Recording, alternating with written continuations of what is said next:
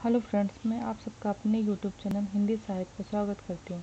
Friends, आज हम लोग गोदान उपन्यास को कवर करेंगे क्वेश्चन के माध्यम से। गोदान एक त्रासदी के रूप में इस कथन की विवेचना करेंगे।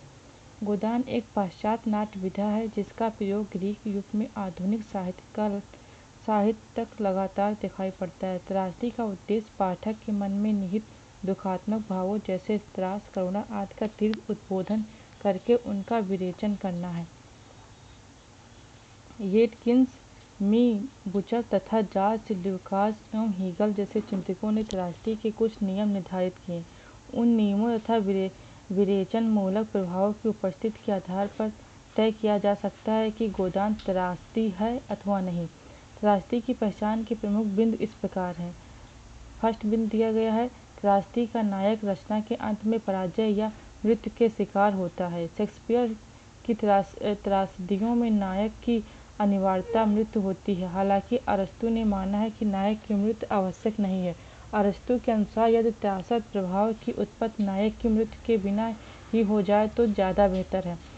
सेकेंड बिंदु दिया गया है, त्रासदी के नायक के प्रति पाठक या दर्शक के मन में तीव्र सहानुभूति जागनी चाहिए ताकि वह उसके दुख या पराजय से द्रवीभूत हो सके।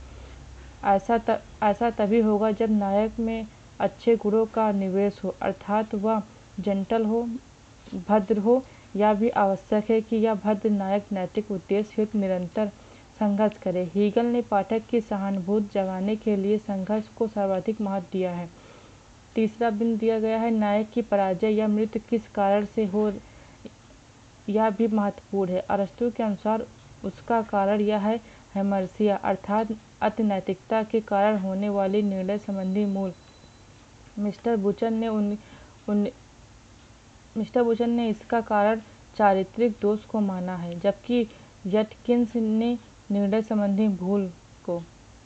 त्रासदी की चौथा बिंदु दिया गया है, त्रासदी की पहचान का सबसे महत्वपूर्ण बिंदु उसका अंतिम प्रभाव है जो विरेचन मूलक होना चाहिए। नायक के दुखमय पतन को देखकर यदि पाठक करुणा व दुख जैसे भावों से द्रवीभूत उठे तो उसे त्रासद प्रभाव माना जा सकता है। गोदान का नायक होरी पारस्परिक अर्थों में भद्र, उदात्त या कुलीन चाहे न हो, किंतु एक विशेष अर्थ में अवश्य भद्र है। वह गरीब, शक्तिहीन तथा कमजोर वर्ग का एक साधारण सा सदस्य है, किंतु उसका संपूर्ण जीवन धर्म, बिरादरी, मर्यादा इत्यादि से इस कदर बंधा है कि वह अनैतिक हो ही नहीं सकता है। एकाध स्थान पर बहुत सीमित अर्थ में वह अनैतिक होता है, जैसे दमड़ी बसोर के प्रसंग में, किंतु ऐसा कुछ स्थितियां उसे अधिक मानवीय ही बनाती हैं। आधुनिक अर्थों में होरी एक नैतिक तथा भद्र चरित्र है। झुनिया को अपने घर में रखने का प्रसंग हो या हीरा को माफ करने का प्रसंग, उसका मूल नैतिक व्यक्तित्व बार बार झलकता है। गोदान को निश्चित रूप से त्रासदी माना जा सकता है क्योंकि उसमें त्रासदी की प्रयास सभी कसौटियां लक्षित होती हैं। गोदान का अंत होरी की मृत्यु से हुआ है और यह मृत्यु उसके संपूर्ण जीवन संघर्ष की पराजय है। मरने से ठीक पहले वह सोचता है बस इस साल इस ऋण से गला घोट जाए तो दूसरी जिंदगी हो, किंतु दूसरी जिंदगी उसे हासिल नहीं होती। उससे ऋणग्रस्तता से दबाव में ही मर जाना पड़ता है। शेक्सपियरियन अर्थों में यह अंत बेहद त्रासद है।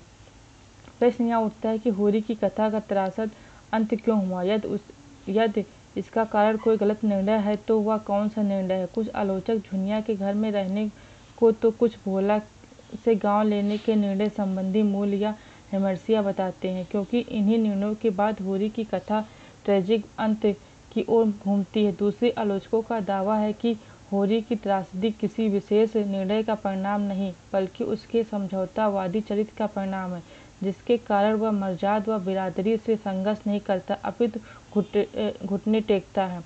जहाँ तक गोदान के अंतिम प्रभाव का प्रश्न है, यह स्पष्टता विरेचन मूलक है। गोदान के पहले पृष्ठ पर होरी कहता है, 60 तक पहुँचने की नौबत न आने पाएगी धनिया।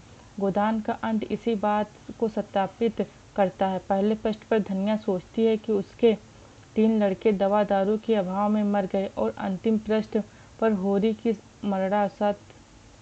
मरणासत अवस्था में भी उसका संकट ज्यों का त्यों है। क्या करे, पैसे नहीं है, नहीं किसी को भेजकर डॉक्टर बुलाती। पहले पृष्ठ पर बताया गया है कि होरी के मन में गाय की लालसा चिरकाल से संचित चली आती थी। अंतिम पृष्ठ पर मरते मरते वह कहता है, गाय की लालसा मन में ही रह गई। पहले पृष्ठ पर अंतिम पृष्ठ तक रचना त्रासदी के प्रभाव का निर्माण करती है और संवेदनशील पाठक को विरेचन जैसी स्थिति में पहुंचा देती है। गोदान किसकी त्रासदी है, इस कथन की विवेचना करते हैं हम लोग। गोदान के साथ त्रासद प्रभाव की व्याख्या विभिन्न आलोचकों ने भिन्न रूपों में की है। कुछ के अनुसार गोदान होरी की त्रासदी है क्योंकि मृत्यु उसी की हुई है और विफलता भी उसी को मिलती है। शेक्सपियरियन अर्थों में उसे होरी की त्रासदी ही मानना होगा। कुछ आलोचकों का मानना है कि गोदान होरी से अधिक धनिया की त्रासदी है। सामंतवादी उत्पीड़न के चौतरफा दबाव में होरी की मृत्यु त्रासद तो है, किंतु उससे अधिक त्रासद धनिया का वैवध्य है।